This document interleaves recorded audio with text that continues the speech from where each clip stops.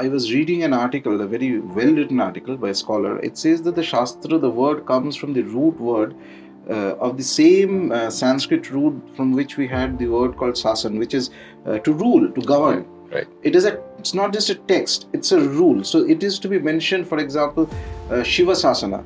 So it is the rule of Shiva, it is the rule of Bhagavati, it is the rule of Ganpati. So if you have to enter into that rule, what are the norms, what are the laws, what are the doctrines, what are the do's, what are the don'ts, you have to follow that.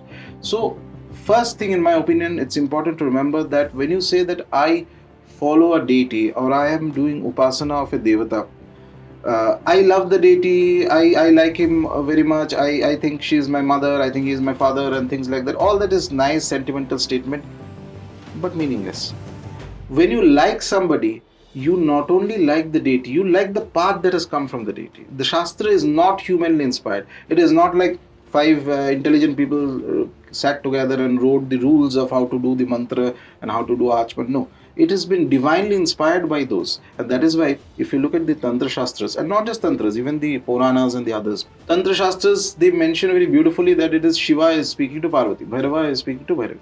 So, how is this going on? It is going on in a certain realm that is happening, and very excellently advanced Upasakas and Acharyas, not ordinary people like you and me, but very, very advanced. In their meditative state, the conversation of Shiva and Parvati is poured down into his or her consciousness, and then they write down in a flow. Okay, so this is how it is coming. This is how it is coming. So it is actually them who are. It is not the Acharya who is writing it.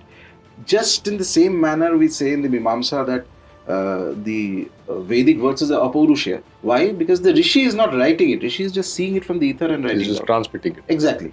So there is no. It's like there is no human intervention in this. It's something very grand. So whenever there is a upasana of a devata, primary thing is that you have to follow the path laid down with the Shastra. You cannot do it the way you want it. It is a bit like, I like my father but I don't listen to anything that he says. So what kind of love is that?